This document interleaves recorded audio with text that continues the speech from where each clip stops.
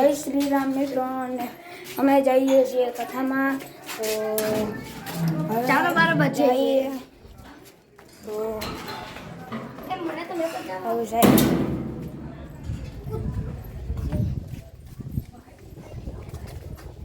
કેમ છો બધા? તો લાઈક અને સબસ્ક્રાઈબ કરવું ભૂલતા નહીં. તો હવે થોડીક વાર પછી કરું. ત્યાં થોડાક માણસ ઉચતા હતા એટલે હરમાં હું ગાઈસ અહીંયા જા તો ઓલી એક માણસ ગળી ગયા હતા, અમને હરમ આવે. તો હવે જાઉં કથામાં. ખબર આવે તો હવે તમને કથાનું દેખાડી. ચા પાણીનું બધું છે.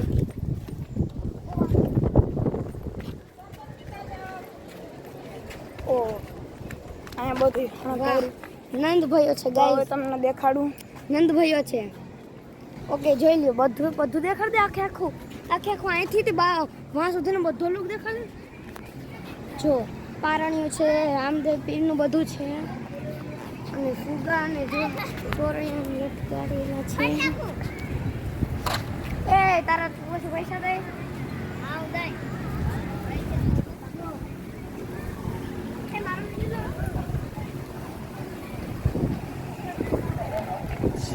તો હવે બુકિંગ સૌકોલ કાઢી નાખી.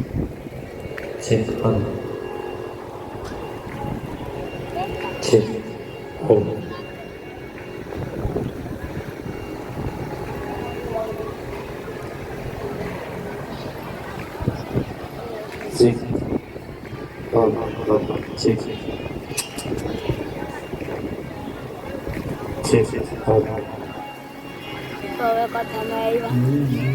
મારા વાહે આવે મારા દોસ્તાર. તો હવે તમને કથાનું સંભળાવું. તો હવે હું તમને વાહેનું દેખાડું. હલ હલ ઠીક હલ હલ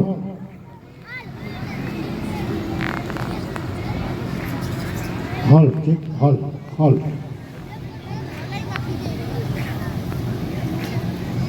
હલ ઠીક હલ. તો આ છે દક્ષ મારું. ઠીક હલ. તો હવે તમને કથામાં મળી તમને સંભળાવી.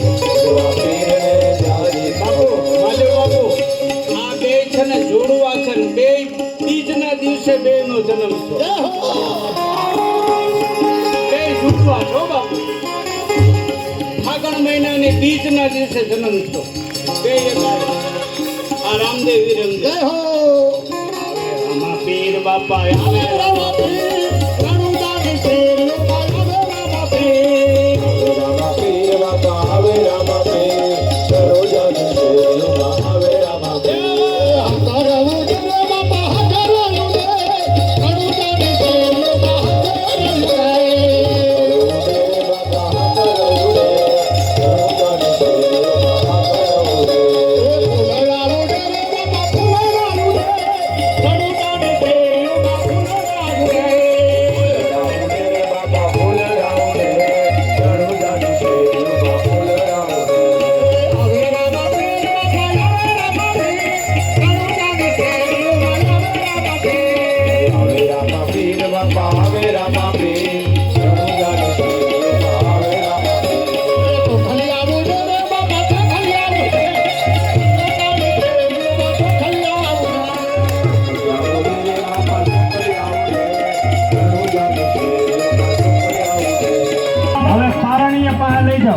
પારણિયા પાસે લઈ જાઓ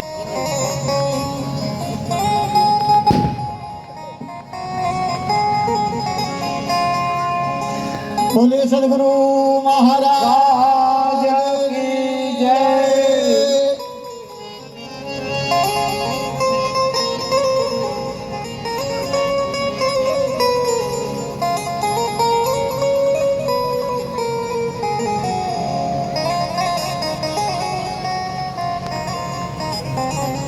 ગોવિંદભાઈ પૂજ્ય ભાદવગીરી બાપુનું સારું સ્વાગત કરે સૌ તાળીઓથી વધાવીએ બોલે રામદેવજી મહારાજ કી જય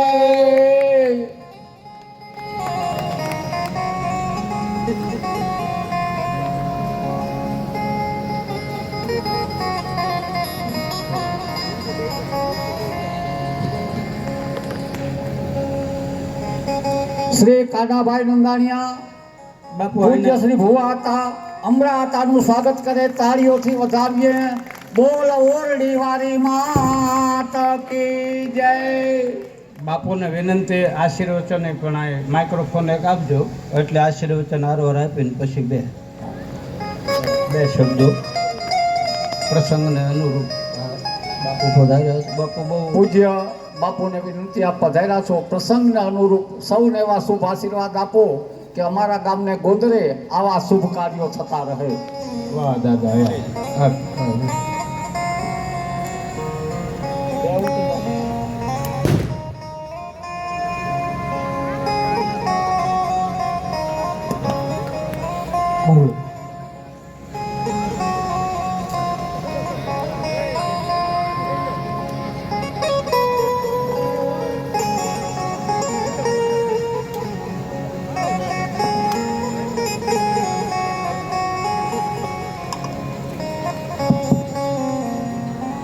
પેલા તો આ બધા ઊભા છે ને કે નીચે બે જાઓ કારણ કે ઊભા છે ને એવો એક આમ જેમ નાટક કર્યું ને એવું લાગે આ કથા છે ને એ આધ્યાત્મિક અનુષ્ઠાન છે આ કથા એ મનોરંજન નથી હો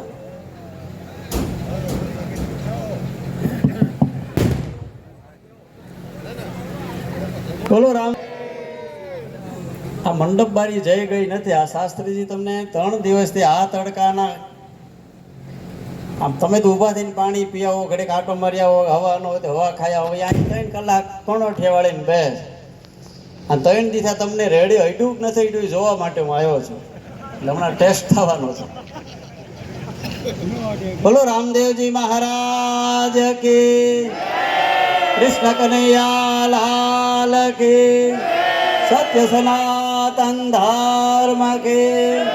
નમઃ પાર્વતી પતયે, હર હર મહાદેવ હર.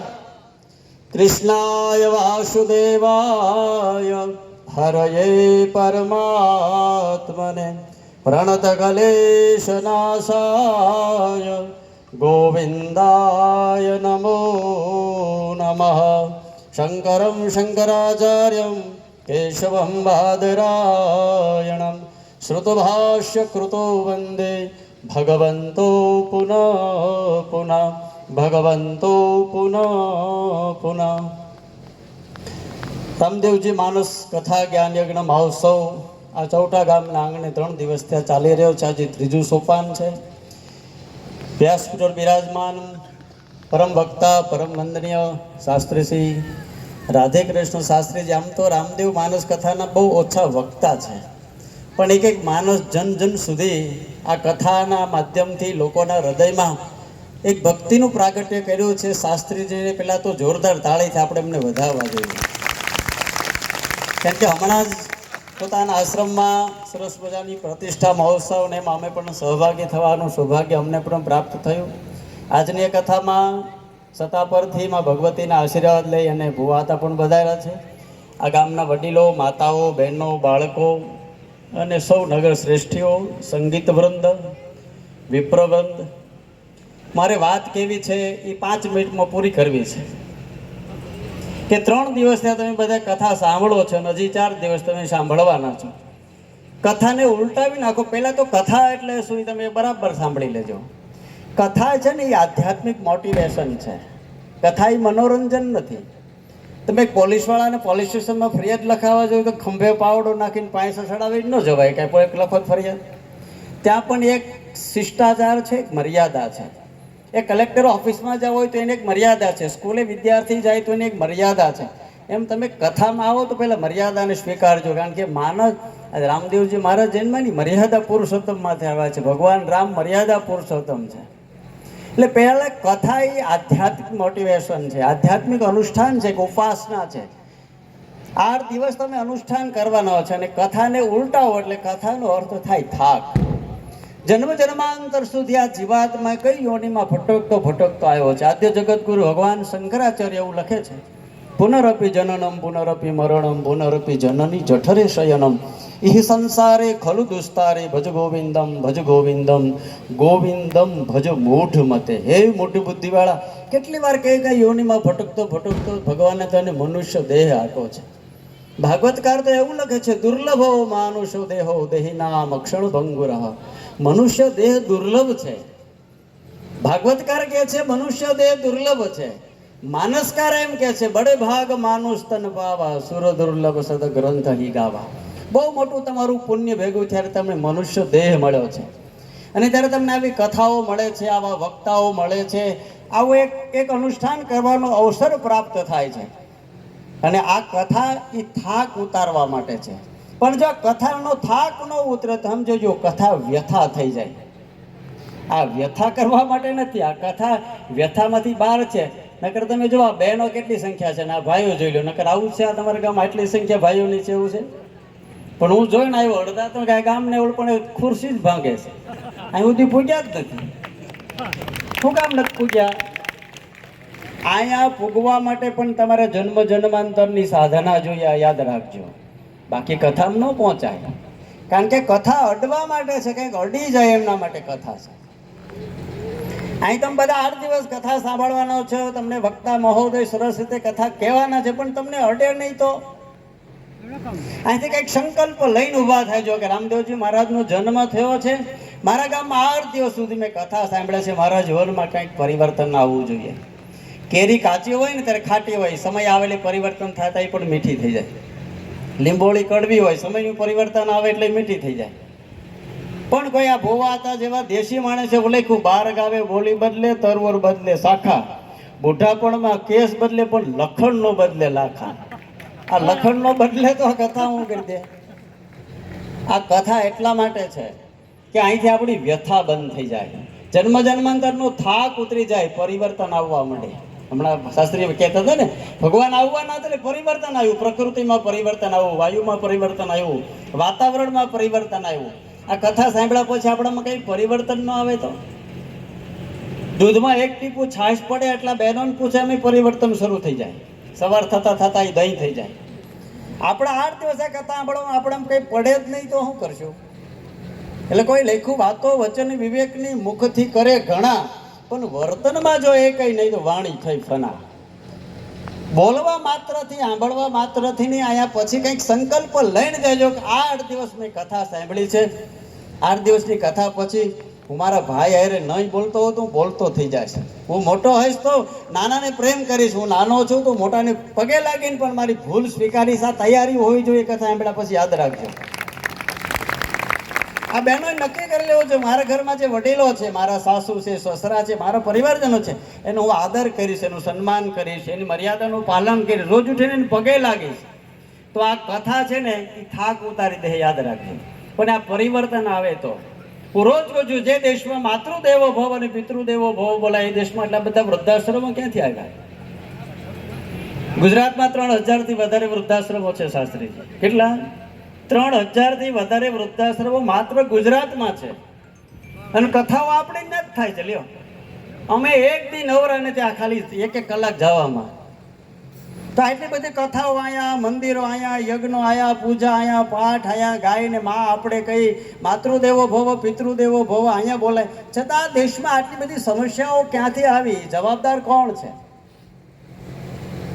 ખાલી મંડપ નાખી દીધા, સાંભળી લીધું, સંગીત વાળા કહી દીધું, આપણે ઠેકડા મારી લીધા એટલે કલ્યાણ નહીં થાય. યાદ રાખજો, હજી તમને કહું છું, જો કલ્યાણ કરવું હોય ત્યાંથી તમારા જીવનમાં પરિવર્તન શરૂ કરવું પડશે, નક્કી કરવું પડશે. આ બહેનોએ નક્કી કરવું પડે, સવારમાં ઉઠીને મારા સાસુની પગે લાગીશ.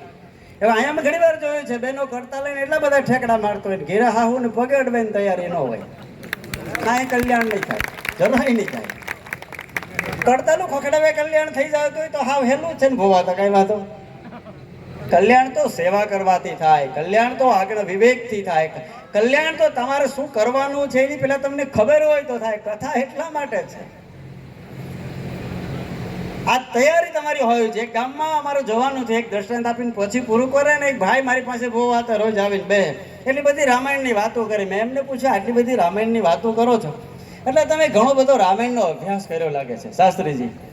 તો મને કે હું 17 વખત રામાયણ હોરો નહીં રહ્યો છું. બરાબર સાંભળજો આ દ્રષ્ટાંત, અને આ પ્રેક્ટિકલ છો, કાંઈ ચોપડીમાં લખેલ નથી. મને કે હું 17 વખત રામાયણ હોરો નહીં રહ્યો છું. મેં કીધું બહુ સારી વાત છે, 17 વખત રામાયણ સોહરો નીળાય. બીજી તે મને કે મારે ઘરે ચા પીવા આવશે. મેં કીધું હાલો જાય. અમે જતા હતા, બહુ મોટું ફળ્યું ગામડાઓ એટલે મને કે તમે આમ જાઓ, આમ ફરીને આવું છું. મેં કીધું એવું કેમ? મને કે આપણી ડેલી છે, તમે આમ જાઓ, હું આમથી આવું છું. બહુ મોટું ફળ્યું, 2 બાજુ ગેટ, 2 બાજુ રોડ હતો. મેં કીધું પણ તું અહીંથી હાલ ને. મને કે ના હું આવું છું, તમે પહોંચો તો આમથી આવું. મને છે કે દાસ, ગામડામાં હવે આ બધા છોકરા દૂધનો માવો તો ખાતા નથી, બધા પ્લાસ્ટિકના કાગળિયાના માવા મીઠા ખાવા. અહીં ઊભા થજો, કેટલા કાગળિયા નીકળે છે, અને સાંભળી હોય કથા. એટલે મેં કીધું દૂધ કઈ લેવાનું હોય, ચાખંડ લેવાનું, ઊભા રે, કઈ વાંધો નહીં. તો કે ના એવું કાંઈ નથી. એટલે મને વધારે શંકા ગઈ. મેં કીધું તો કારણ હું? મને કે ના હું આવું છું. મેં કીધું એક તો અમે અજાણ્યા, આ વેશ, આ દાડિયા ભોવા તંજો, અને સીધા કોઈના ઘરે ઘૂંસીએ તો લગભગ તમને બધાને ખબર છે, આ બહેનોએ સાધુનો શબ્દ પ્રયોગ ક્યાં કર્યો બાપુ? છોકરાને બીવરાવવામાં, કે હુઈ જા, મારો એ બાવો આવ્યો. મેં કીધું અમે ક્યાં કઠણાઈ કરી જ કરી? અને એ છોકરા બગડીને ધૂળ થાય, બાપનું કયું કરવાનું તૈયાર ન હોય, દૂધ પીવાને બદલે બીજું કંઈક પીવા મળે, પછી લઈ આવે. પછી ભૂવા હતા ને ફરે પાણી લગાડે કે આને ધબ્બો મારો સુધરી. તમારા ધબ્બા ખાઈને બગડાય, અમારા ધબ્બે હવે કઈ સુધરે એવું લાગતું.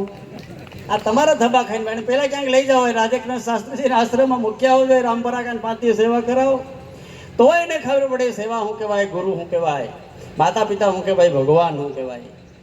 રામકૃષ્ણ બધા ગુરુના આશ્રય ગયા છે. તો મેં એને કીધું સીધા અજાણ્યા જાઉં તો એને તેમ કે તું હાલ ને. મને કે મેં તું કારણ શું? મને કે અમે 2 ભાઈ છીએ અને અમે 2 બોલતા નથી. જ્યાં આટી મારા ભાઈ ડેલી ખોડાણી છે, ત્યાં હું હાલતો નથી. મેં કીધું મારે એક વાત પૂછવીશ. મને કે હું 17 વખત રામાયણ હોરો નિહીરો, એની કરતા 1 વખત તાર ભાઈ ડેલી હોરો નિહીરી છે, તને વાંધો શું છે? 17 વખત રામાયણ હોરો નિહીરો એમાં તને ભરત અને રામનો પ્રેમ આડો ન હોય તો આ ગધા મજૂરી કરાય કોઈ દી? આ ગધા મજૂરી છે, યાદ રાખજો. આનાથી કાંઈ કલ્યાણ નહીં થાય.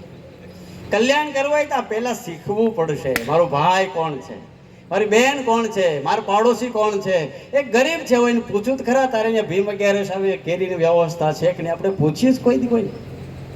આ તપાસ કરી છે આપણે ક્યારેય? એ ખાતમના ઢેબરાનું તેલ એના ઘરમાં છે કે નહીં, આ ચિંતા તમે કરતા હો તો આ કથા તમારા માટે બહુ મોટું તપ છે, યાદ રાખી લેજો. એ તપસ્યા છે, એક સાધના છે. ઊંધે માથે ટીંગાઈ જવું હેલું છે, પણ કોઈ પાડોશી ને એટલે તો વૈષ્ણવ કીધું આપણા નરસિંહ મહેતાએ. વૈષ્ણવજન તો તેને કહીએ જે પીર પડાઈ જાણે, પર દુખે ઉપકાર કરે તોય મન અભિમાન ન આણે. આવી તમારા જીવનમાં જ્યારે વિચાર શરૂ થઈ જાય તો સમજી લેજો તમારા જીવનમાં કથા તમને શાસ્ત્રીજી 8 દિવસ કીધી છે ક્યાંક અડી છે. એક ભાઈ ગયો ને સાધુ પાસે જઈને કીધું બાપુ મારે હું બહુ દરિદ્ર છું, કંઈક આપો ને. સાધુ તો દયાળુ હોય એટલે પારસમણી શાસ્ત્રીજી આપી દીધો. આવીને એને કીધું કે આ શું છે? એટલે કે આ પારસમણી છે, કરવાનું હોય કે લોખંડને અડે સોનું થઈ જશે. એટલે કે સાચું તો કે હા. એટલે આને તો હરખા તો હરખ તો ઘેરે આવ્યો કે ગમે ને અડાડ્યું હોનું થઈ જાય. એને તું ક્યાં નાખું?